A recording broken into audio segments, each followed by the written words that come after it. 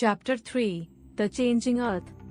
The Earth consists of a number of landforms like plains, mountains, plateaus, hills, ridges, valleys, etc. All these landforms seem to be static, but in actual, they are dynamic.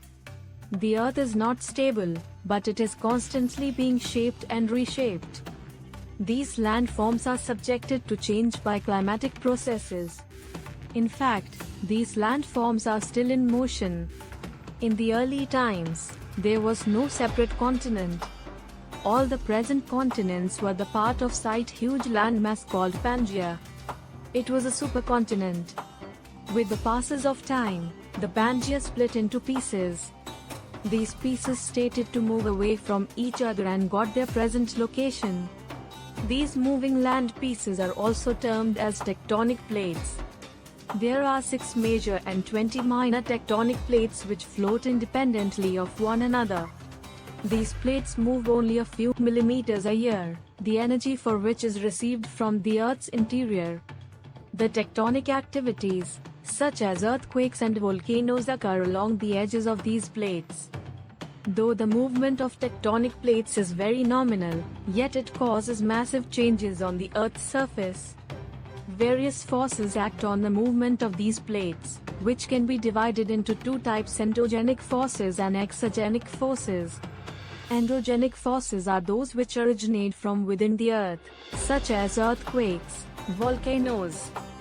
The Earth movements caused due to earthquakes and volcanoes are sudden, while those occurring due to the movement of tectonic plates are gradual.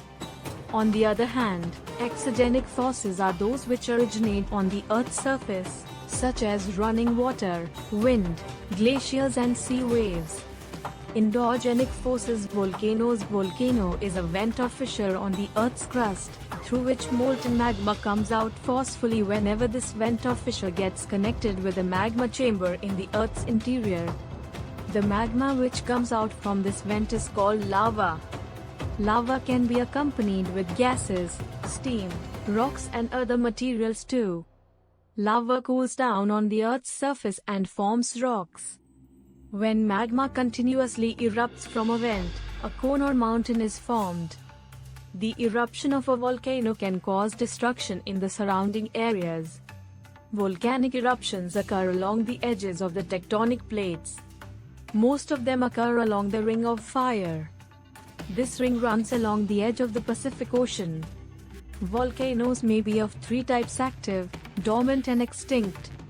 An active volcanic erupts frequently. A dormant volcano erupts rarely. An extinct is the one which has not erupted for a long time and is not likely to erupt again. Earthquake: another type of sudden movement caused due to endogenic forces is earthquake. When the tectonic plates rub each other, a massive energy is produced due to which the Earth's surface is shaken violently. The place where the tectonic movement occurs in the Earth's interior is called the focus. From the focus, the seismic waves travel in all directions. The point on the Earth's surface just above the focus is called the epicenter. This point suffers the maximum damage. The farther is a place from the epicenter, the lesser will be the damage. The damage caused by an earthquake depends whether the region surrounding the epicenter is densely populated or not. If it is located in a densely populated area, it can cause extensive damage, as in Bhuj, Gujarat, India, in 2001, in Sichuan, China, in 2008 and in Haiti in 2010. Sometimes, an underwater earthquake can cause tsunami which can bring damage to far-reaching areas along coasts, like in 2004. An earthquake can also cause landslides in the hilly areas. It can divert the flow of a river, destroy some dam or cause a crack in the Earth's crust. It can also raise or lower the seafloor. Measuring an earthquake: the intensity of earthquake waves is measured by the Richter scale. This scale, invented by Charles Richter, ranges from 0 to 9. The earthquake tremors are measured by seismograph. The earthquakes measuring 6.0 or above are very destructive. An increases in a point increases magnitude by the 10 times, that is, 8.0 is 10 times more intense than 7.0 and 100 times more intense than 6.0. While volcanoes and earthquakes are sudden movements, the gradual movements are tectonic movements. These movements can be vertical or horizontal. A vertical movement can result in the rise or sinking of the crust, by which mountains and valleys are formed. A horizontal movement results in folding or faulting.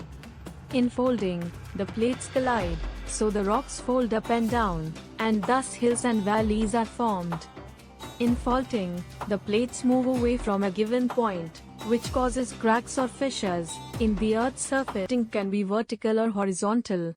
Case study: Haiti earthquake 2010. A severe earthquake hit Port-au-Prince, the capital of Haiti, on 12th of January, 2010. The earthquake measured 7.0 on the Richter scale. Since the epicenter of the earthquake was in a densely populated area, it caused massive damage to buildings, people and other property. As Haiti is a very poor country, it was not possible to know the exact number of the dead, but it was estimated to be about 1 lakh. Most of the buildings in the capital were flattened, including the presidential palace. Not only the destruction, the Haitians had to suffer because they lacked eatables and many of them became robbers looking for property and food. The United Nations has sent relief to the Haitians, so have many other countries of the world. An important cause of the widespread destruction was that the buildings were not constructed with anti-earthquake technique. Exogenic forces denudation. The process of denudation becomes active when small pieces of rock are carried from one place to another by running water. Streams, rivers and running water carry small rock particles with their force from one place to another. Rivers and running water flow down to plains from mountains and hills. Rivers flow down the hills speedily and forcefully, carrying rock particles with them, and reducing them to soil. When rivers come down to plains, the force for their flow slows down, so soil particles are deposited along the river course.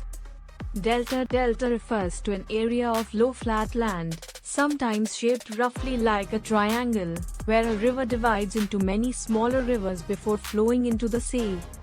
Most of the eroded materials, sediments and soil particles get deposited on the river's banks, making the area a fertile river valley. When the river water reaches the sea or ocean, it forms a delta at the place of its confluence with the sea or ocean. The Ganga and Brahmaputra form the largest delta in the world, called Sundarbans. Other examples include the Mississippi Delta, USA, and the Nile Delta, Egypt. Wind is one of the most important agents of soil formation. When wind blows at a high speed, small particles of rocks move with it.